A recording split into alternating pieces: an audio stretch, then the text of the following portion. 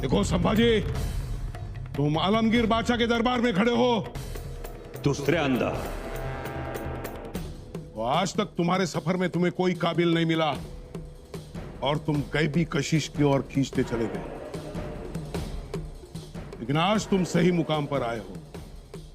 आलमगीर बादशाह का दरबार ही तुम्हारे लिए सही जगह है, यही तुम्हारी सही मंजिल है। लाल, पहले तुम कदमबोशी करो और जमीन पर नाक रगड़कर कुर्निसात करो। मुकर्रब खान,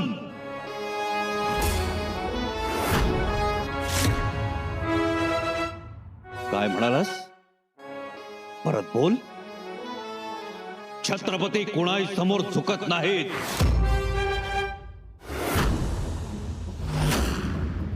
आणि दुसरी गोष्ट, तमीज शिकून घे. आम्ही छत्रपती आहोत, रयतेचे राजे आहोत. स्वराज्याच्या छत्रपतींशी बोलताना तमीज राखली जावी. तमीज क्यों? तुम कैदी हो और इस दरबार में कैदी बनकर खड़े हो. दुसऱ्यांदा आणि आम्ही सुटूनही जाऊ शकतो. दुसऱ्यांदा. उस वक्त मुकर्रब खान नहीं था, लेकिन आज इस दरबार में मुकर्रब खान मौजूद है. तुम भाग नहीं सकते. कुर्निसात करो. कुर्निसात नाही. नहीं? कधीच नाही. मैं तुम्हारी खाल खींच लूंगा. हिम्मत आहे तेवढी?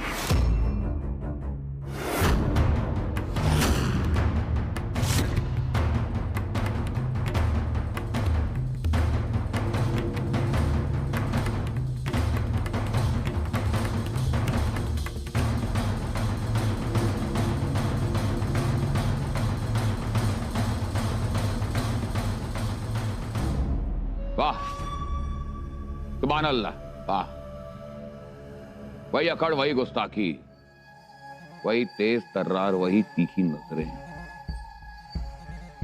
आलमगीर के सामने उन्हीं नजरों से देखता है तू. वाह या खुदा, तेरा रहम. ऐसी तेज नजर तूने दी भी तो हमारे दुश्मन को क्यों? ये नजर हम भूले नहीं है, आज भी अच्छी तरह से याद है. बच्चा था तू, 9 साल का बच्चा, जब हमारे दरबार में आया था अपने वालिद के साथ. दूर पीछे कतार में खड़ा किया था, हमारी खिल्लत को तुमने नामंजूर किया था. पूरा दरबार भरा हुआ था राजपूतों से, मुगलों से. सब डर गए थे मगर तू नहीं डरा. आज भी हमें अच्छी तरह से याद है.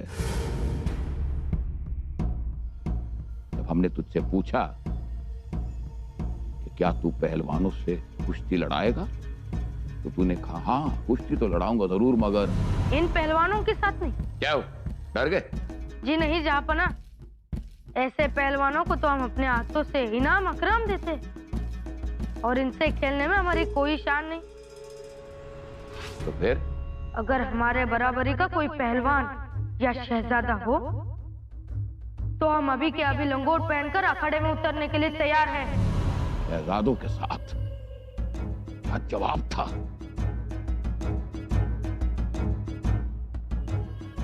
फिर 11 साल की उम्र में तुम गुजरात गए, वहां पर भी तुमने अपने शमशेर का जलवा दिखाया. मुगलिया सल्तनत के खिलाफ लड़ने वाले कोली राजा की बगावत तुमने खत्म की. हम बहुत खुश हुए, हम चाहते थे कि तुम मुगलिया सल्तनत में सरदार बनो. नहीं, तुमने इसे भी ठुकराया. तुम बाप और बेटे ने हमें बहुत तकलीफ दी है, हम भूले नहीं. कैसे आगरा से तुम दोनों हमारी गिरफ्त के बावजूद सही सलामत भाग निकले. जाने दो पिटारा.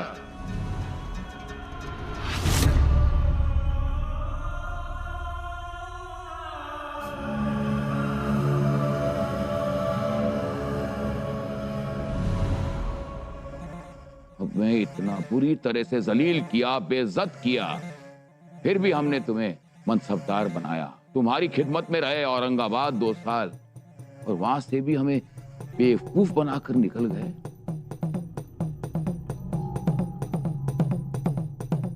तुम्हारा वालिद और तुम बाप बेटों ने हमारे प्यार, हमारी इज्जत और हमारी मोहब्बत को हमेशा ठुकराया। तुम बाप बेटे ने हमें बहुत तकलीफ दी है। हमने कितनी दौलत लुटाई है तुम्हें पकड़ने की, क्या कुछ नहीं किया। हर रोज 5 लाख लोगों का खाना, 20 से 25 लाख रोटियां, हर रोज चावल का एक एक गोदाम खाली होता था। हाथी घोड़ों का खाना, बारूद, असला, हमने सब कुछ किया। अपना तख्त छोड़ के, अपना ताज उतार के हम आए, हमने सब कुछ किया। ये करते करते हम जवानी से बुढ़ापे में आ गए। तुम जानते भी हो कि कितना कर्जा है हमारे सर पर, कैसे लौटाऊंगा मैं ये कर्जा। ऊपर से तुम्हारा खौफ। बुरहानपुर लूटा, बुरहानपुर, जालना, सूरत, मेरा पूरा खजाना खाली कर दिया। अब ये कर्जा तुझे ही चुकाना पड़ेगा।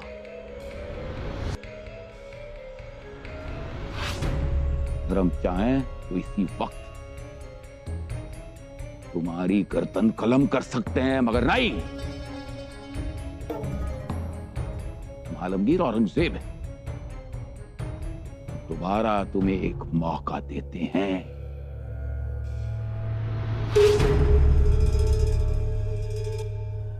2 सवाल, 2 जवाब। अगर इन दोनों सवालों का सही जवाब दे दोगे तो हम इसी वक्त तुम्हें यहां से बाइज्जत बरी करेंगे, रिहा करेंगे।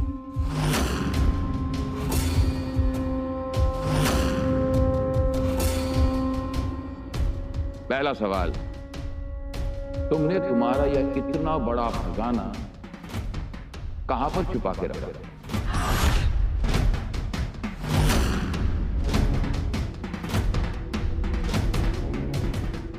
और दूसरा सवाल, हमारे कौन कौन से सरदार तुम्हारी खिदमत में थे?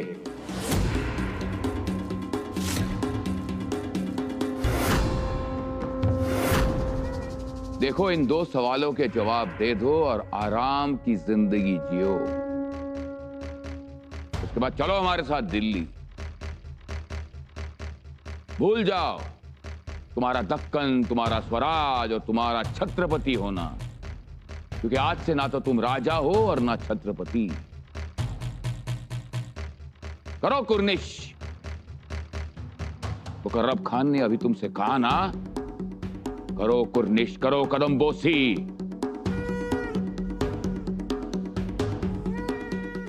तंबा देखते क्या हो, झुको हमारे सामने, कुर्निश करो।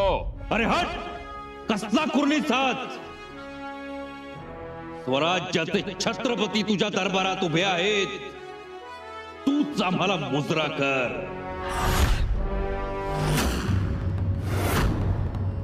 तंबा संभा नाही, संभाजी, छत्रपती संभाजी। खामोश। खबरदार। काफर, तुम्हारी इतनी हिम्मत! मैं अभी मुकर्रब नहीं। तंबा, आखिरी मौका देता हूं, जवाब दो। कहां छुपा रखा है तुमने स्वराज का खजाना? खजाना? स्वराज्यासाठी जान कुर्बान करणाऱ्या लाखो मावळ्यांच्या काळजात ठेवलाय खजिना। शेतातून वाहणाऱ्या पाटात, भाज्यांच्या देठात, आया बहिणींच्या निरागस हसण्यात ठेवलाय खजिना। बा, तुझ्या सुरतेचा निम्म्याहून जास्त खजिना शेकडो किल्ल्यांच्या तटाबुरुजात ठेवलाय। तंबा, हमारे मुगलिया फौज से कौन कौन थे जो फितूर थे तुम्हारे साथ? एकच नाव सांगेन, एक ही काफी। तुझा बेटा अकबर।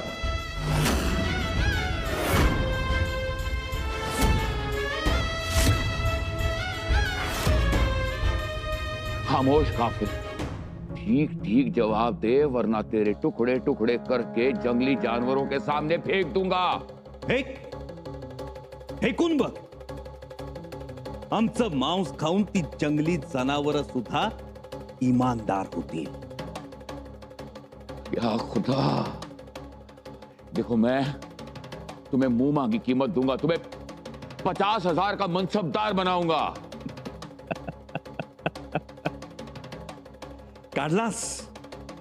काढलास तुझा लालचचा दाणा गोटा बाहेर, मनसबदारीचे शेळे पाके तुकडे काढलेस बाहेर। बादशाह विसरतोयस तू, तुझ्या भर दरबारात तुझी किल्लत उधळून लावणाऱ्या छत्रपती शिवाजी महाराजांचे पुत्र आहोत आम्ही। आणि देणारा तू कोण? अरे हे सगळं आमचंच आहे।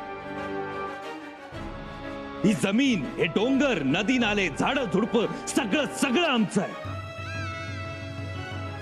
तू कोण लागून गेला देणारा? मुळात तुला बादशाह समजतच नाही आम्ही। ही सल्तनत तुझी नाहीच, तुझं असं काहीच नाही। ही हिंद भूमी तुझी नाही, ती तर प्रभू रामचंद्रांच्या एकवचनानं परिपूर्ण झालेली आहे। भगवान श्री कृष्णाच्या मोरपिसानं रंगलेली आहे, गंगा माईच्या पाण्यानं पवित्र झाली आहे। काफिर बस कर। शिवशंकराच्या डमरूनं ती रोमांचित झाली आहे। हिमालयानं तिला शुभ्र धवल बनवलंय, लक्ष्मीनं तिला लावण्य दिलंय, उमा पार्वतीनं तिला जगदंब स्वरूप दिलंय, महाभारतानं तिला चित्रभूत केलंय, अजिंठा वेरूळच्या लेण्यांनी तिला गोंदलंय, सह्याद्रीनं तिला कणखर बनवलंय, निबिड अरण्यांनी तिला शृंगारलंय, यज्ञाच्या धुम्रानं ती गंधयुक्त झाली आहे, करुणा आणि अहिंसेनं तिला पुष्ट बनवलंय आणि संतांनी तिला अभंग केला आहे। बस करो काफिर, बस करो। सदैव सत्याला मस्तकी धरणारी, क्षमेला हृदयात बसवणारी, शीलवंताला सखा मानणारी आणि पराक्रमाला बाहूत भरणारी ही भूमी आमची आहे औरंगजेब। आणि तू तिचे तुकडे करून मनसबदारी म्हणून आमच्या समोर टाकतोस आणि आम्ही ते उचलावेत असं समजतोस। ध्यानात ठेव, हे शिवकल्याण हात आहेत, ते फक्त शिवरायांच्याच चरणांना स्पर्श करतात आणि झुकतात ते या मातीची चिमूट भरण्यासाठी आणि ती मस्तकी लावण्यासाठीच। त्यामुळे या झुकण्या झुकवण्याच्या गोष्टीत आपला वक्त बर्बाद करू नकोस।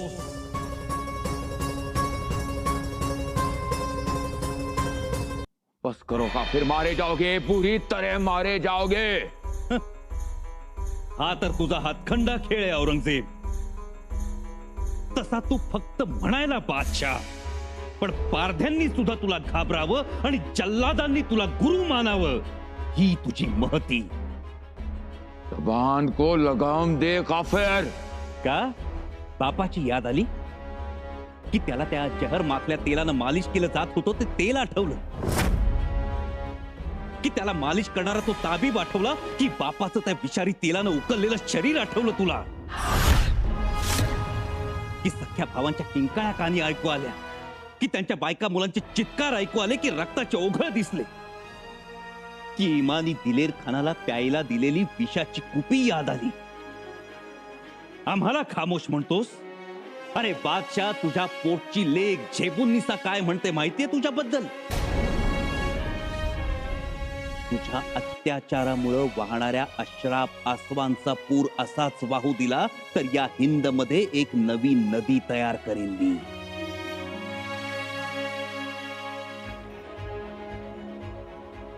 म्हणते ना झेबुन्निसा, म्हणून तिला सलीमगड मध्ये कैद। गेली 10 वर्ष ती कैदेत खितपत पडलीये। स्वतःच्या लेकीला बक्षलं नाहीस तू तर आम्ही कोण? बस संभा, बस। ठीक ठीक जवाब दो वरना मारे जाओगे। नाही देणार जवाब। खजिना कुठं ठेवलाय ते तुझं तुलाच शोधावं लागेल। सारा दक्कन मैं तहस नहस कर दूंगा, सब कुछ जला दूंगा, मगर वो खजाना ढूंढ के रहूंगा। तरी सुद्धा हा मुलूक तुझ्या हाती लागणार नाही। हम तुम्हें इसी वक्त मौत देंगे। त्याने आम्ही मरू असं वाटलं तुला? अरे हा संभाजी मेला तरी स्वराज्याच्या प्रत्येक घराच्या आड्याखाली एक नवा संभाजी जन्म घेईल. बस कर काफिर, बस कर, बस कर. अरे आका, मुझे हुक्म दो, मैं अब भी काफर की गर्दन उतार के रखता हूं. काफर नाही मुकर्रब, छत्रपती. छत्रपती म्हण. आणि छत्रपती कधी मरत नसतो, तो अमर आहे. त्याला एक नाही, हजारो लाखो गर्दनी आहे. तुझ्या तंबूचा सोनेरी कळस 2 कोसावरून दिसतो, पण छत्रपतींच्या जिरेटोपातला तुरा हजारो कोसांवरून दिसतो, चमकतो. सर्वसामान्यांच्या मनात दहशत नाही, विश्वास जागवतो. छत्रपतींना कोणी मारू शकत नाही, छत्रपतींचे कोणी हाल करू शकत नाही, कारण छत्रपती माणूस नाहीच. छत्रपती एक विचार आहे, विचार. तो विचार या स्वराज्याच्या मातीच्या कणाकणात भरून उरला आहे आणि तो चिरंजीव आहे. त्याला अग्नी जाळू शकत नाही, खवळलेला दर्या बुडवू शकत नाही, मृत्यू त्याला घाबरवू शकत नाही. उलट मृत्यूच त्याच्या समोर नतमस्तक होतो आणि निघून जातो. नहीं होगा, ऐसा हरगिज नहीं होगा. ऐसा ही होगा औरंगजेब. तू बघत राहा. तू बांधलेले मनोरे, चबुतरे खुचे होतील आणि देवालयाचे कळस उंच होतील. तुझा चांद क्षीण होऊन तुझ्या फडफडत्या ध्वजावर धापा टाकेल आणि स्वराज्याचा सूर्य सुवर्ण रसानं संपूर्ण महाराष्ट्र उजळून टाकेल. ऐसा हरगिज नहीं होगा पहाड़ी चूहे. अरे पहाडी चुहा म्हणत म्हणत तू अख्खी जिंदगी वाया घालवलीस. पण तोच पहाडी चुहा, तोच उंदीर सिंहाच्या आयाळीतून बोट फिरवे. ज्यांना तू चिमण्या साळून घ्या म्हणतोस, त्या बहिरी ससाण्याचा फडशा पाडतील. बघत रहा. इतनी हिम्मत हम आलमगीर. अरे तुला स्वतःला आलमगीर म्हणवून घे. पातशाह हिंद, शहनशाह, आलमपणा वाटेल ते म्हणून घे, पण तुला साधा माणूस म्हणायला सुद्धा कोणी तयार नाही रे. तू मक्कार, फरेबी, धोकेबाज आहेस आणि म्हणून एका बेसावध क्षणी आम्हाला पकडलंस. तुझ्यात हिम्मत नाही रे औरंगजेब. ती हिम्मत कधीच नव्हती तुझ्यात. खामोश.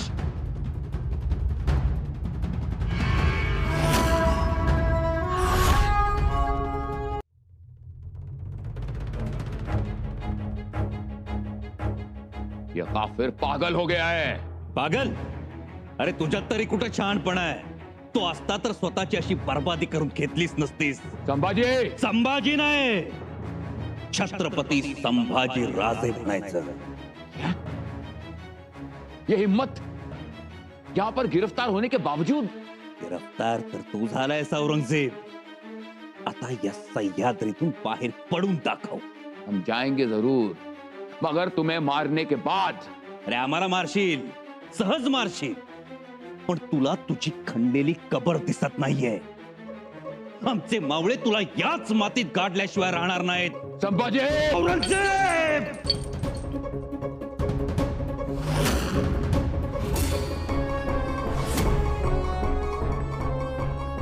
हाय अल्लाह, मुकर्रब खान, इस काफिर को हमारे नजरों के सामने से हटा दो. ले जाओ इसे.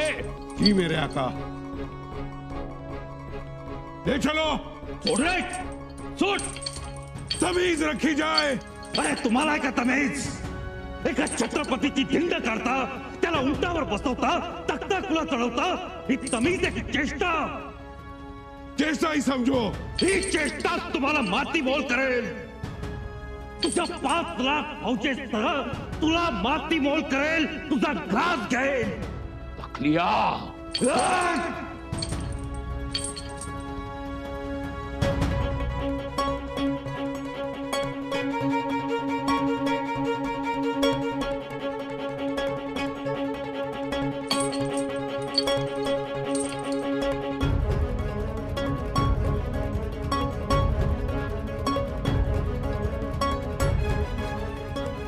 तखलिया.